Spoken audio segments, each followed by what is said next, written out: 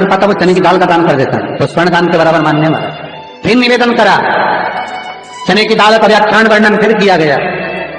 मान लो कोई प्लाट है, कोई प्रॉपर्टी है, कोई जमीन है, कोई जायदाद और नहीं बिक रही, बहुत परेशान हो गए, लाखों करोड़ों रुपए तुम्हारे डूब गए और ये प्रॉपर्टी बिके, तब तुम उबरो, तो उसके लिए चने की दाल को एक रात्रि पहले रविवार के दिन घर में गला लीजिए और उसको गलाकर दूसरे दिन उसमें थोड़ा सा चंदन मिलाकर पीस लीजिए। पर पीसना आपको मिक्सर में नहीं है, पीसना आपको सिलबट्टे पर, चकोटी पर जो आपके यहाँ उससे उसको पीस लीजिए। और पीसने के बाद उसमें थोड़ा सा दूध मिलाकर शिव मंदिर में जाकर शंकर भगवान के शिवलिंग का सोमवार के दिन लेपन करिए। लेपन कर कर अपनी कामना कर कर शिवलिंग पर 3 उंगलियां लगा लीजिए। अपनी कामना कर कर जो 3 उंगलियां आपने लगाई है, उंगली हटाते समय चंदन के लेपन को जो लगाया आपने, चने की दाल का लेपन, स्वर्ण का लेपन, उसको हम कहते हैं स्वर्ण लेपन, उसको लेकर आ जाइए।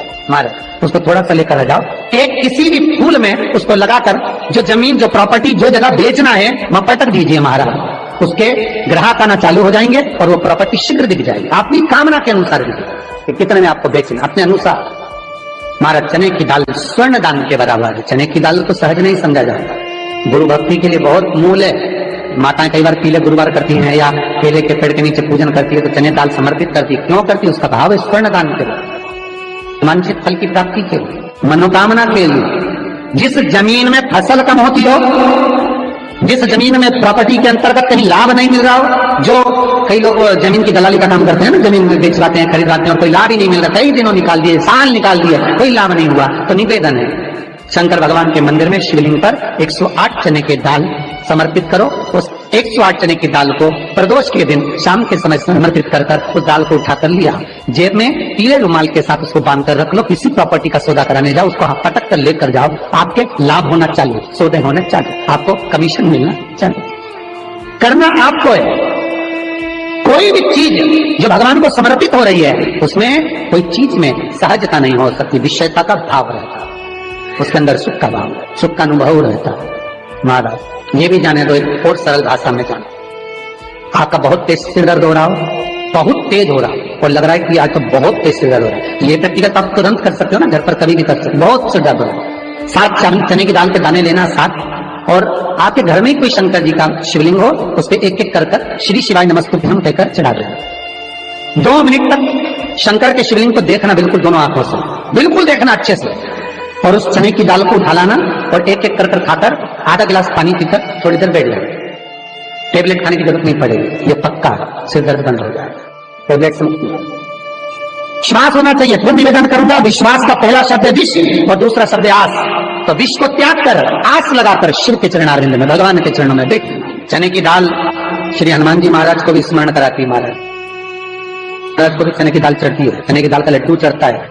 हनुमान जी महाराज और राम जी महाराज, शंकर जी, गुरुदेव बृहस्पति जी, जब आपके दिल को बहुत दुख, हृदय रोए, मन कर रहा है कि आज सबने धोखा दे दिया, बहुत तकलीफ दे दी, दिल टूट गया, मन टूट गया, बहुत हताश हो गए, बहुत परेशान हो गए और आज मन रो रहा है, कुछ मत करो, एक काम करो, बस केवल एक काम, आंवला हो, बड़ हो, पीपल हो, कोई भी एक वृक्ष के नीचे बैठकर एक पत्थर रखकर सामने छोटा सा, उस पर जल चढ़ाकर एक घी का दिया सामने लगा दो और थोड़ी देर बैठकर भगवान शंकर का स्मरण कर लो। थोड़ी देर, आपको जितना आपको गम मिला है, दुख मिला है, तकलीफ मिली है, थोड़ी देर, मात्र 5-7 मिनट भी बहुत है। आप घर आओगे ना तो आपको खुशी का स्मरण होगा, तो दुख चला जाएगा। सब मन में जो दुख है वो थोड़ा कम होता है। हृदय चित्त में परमात्मा शिव सुख प्रदान कर रहा है। अकाल मृत्यु हो मरे जो काम करे चंडाल का, काल उसका क्या बिगाड़े जो भक्त हो महाकाल का। शिव का स्मरण करा तो आनंद की अनुभूति, सुख का, तीर्थों का स्मरण करा है। महाराज नित्य स्मरण भावों में भगवत चर्चा का।